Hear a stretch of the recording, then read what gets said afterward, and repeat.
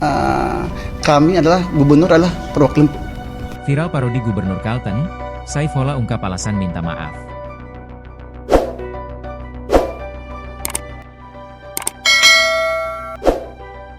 Video berdurasi 2 menit 42 detik itu diunggah di akun Instagram Saif_Hola dan dengan cepat menjadi viral, mengundang respons beragam dari warganet. Dalam video tersebut, Saif menirukan gaya bicara Gubernur Agustiar Sabran saat diwawancara media nasional usai pelantikan di Istana Negara, Jakarta. Meski dikemas secara komedi, isi video menyentil cara komunikasi sang gubernur yang dinilai sebagian orang kurang cakap.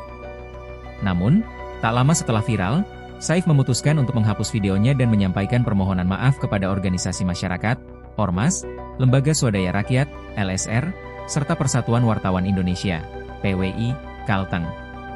Permintaan maaf ini lantas memicu dugaan bahwa Saif mendapat tekanan dari pihak tertentu.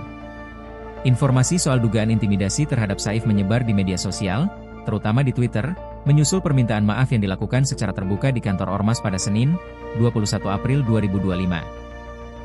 Meski demikian, Saif membantah adanya tekanan. Saya tidak merasakan adanya intimidasi, tapi mungkin penglihatan orang di luar sana yang berpikiran begitu, tulisnya lewat pesan langsung di Instagram kepada kompas.com, Senin, 21 April 2025, malam.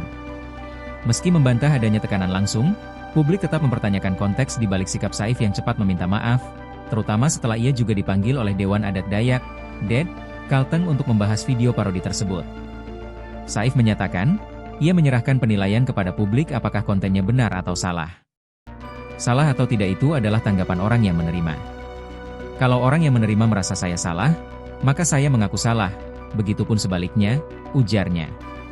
Ia menggambarkan dirinya sebagai koki yang menyajikan hidangan terbaik, dan soal diterima atau tidak, itu urusan selera. Masalah orang suka atau tidak suka, itu tergantung selera dia. Yang jelas saya sudah memasak dengan hidangan terbaik, tuturnya.